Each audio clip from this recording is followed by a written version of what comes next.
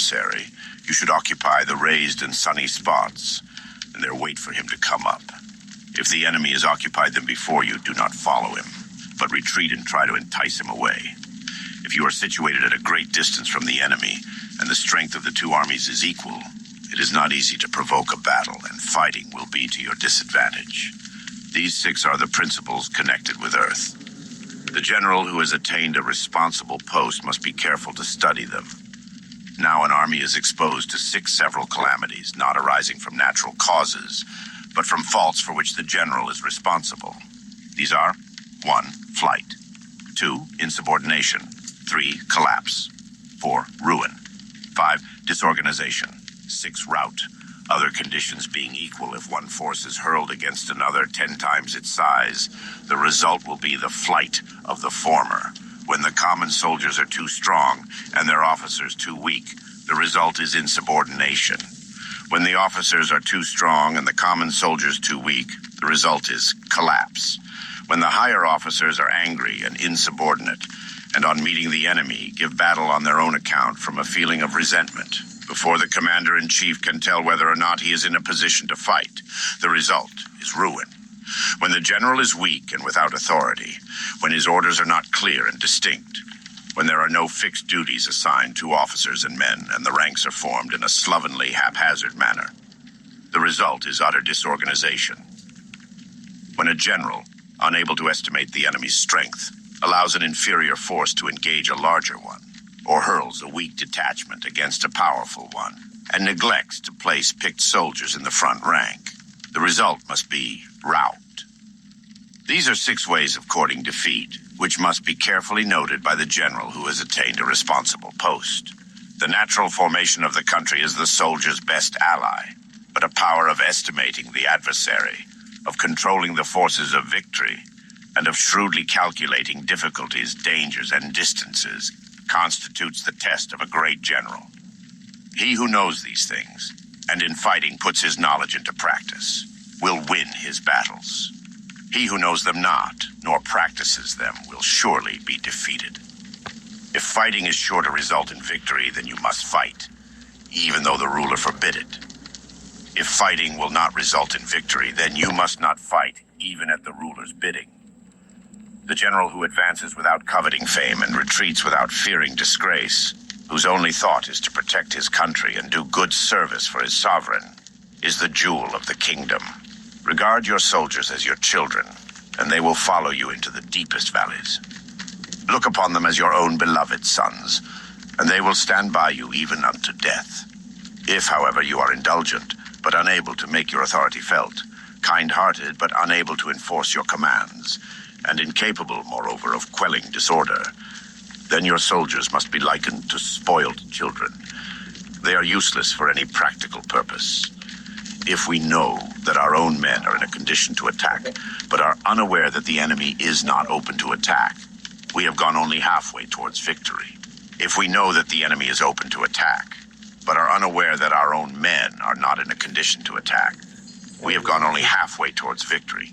If we know that the enemy is open to attack, and also know that our men are in a condition to attack, but are unaware that the nature of the ground makes fighting impracticable, we have still gone only halfway towards victory. Hence the experienced soldier, once in motion, is never bewildered. Once he has broken camp, he is never at a loss. Hence the saying, if you know the enemy and know yourself, your victory will not stand in doubt. If you know heaven and know earth, you may make your victory complete. Chapter 11, The 9 Situations. Sun Tzu said the art of war recognizes 9 varieties of ground. 1. Dispersive ground. 2. Facile ground. 3. Contentious ground. 4. Open ground. 5.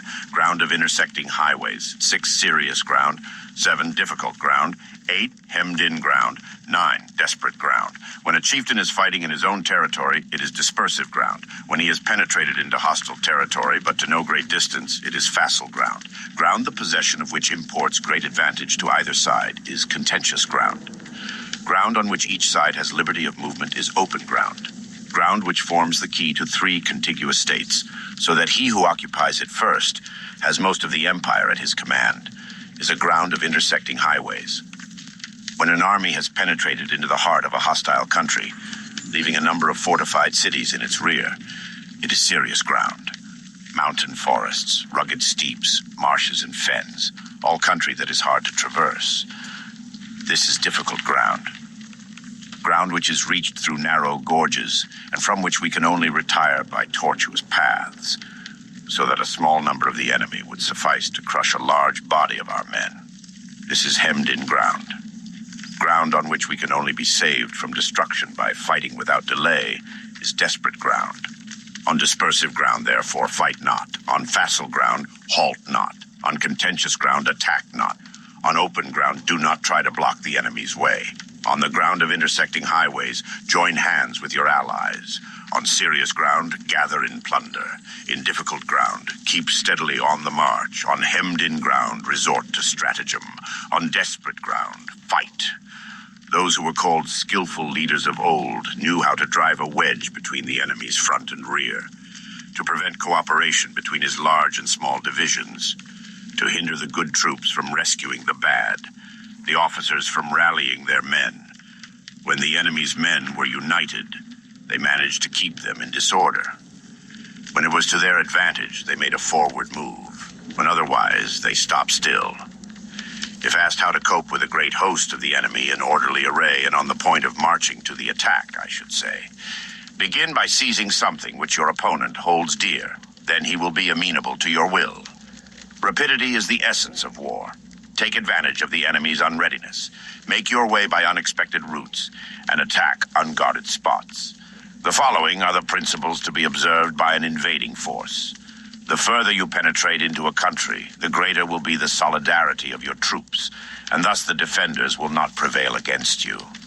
Make forays in fertile country in order to supply your army with food. Carefully study the well-being of your men, and do not overtax them. Concentrate your energy and hoard your strength. Keep your army continually on the move and devise unfathomable plans. Throw your soldiers into positions whence there is no escape, and they will prefer death to flight. If they will face death, there is nothing they may not achieve. Officers and men alike will put forth their uttermost strength. Soldiers, when in desperate straits, lose the sense of fear. If there is no place of refuge, they will stand firm. If they are in hostile country, they will show a stubborn front. If there is no help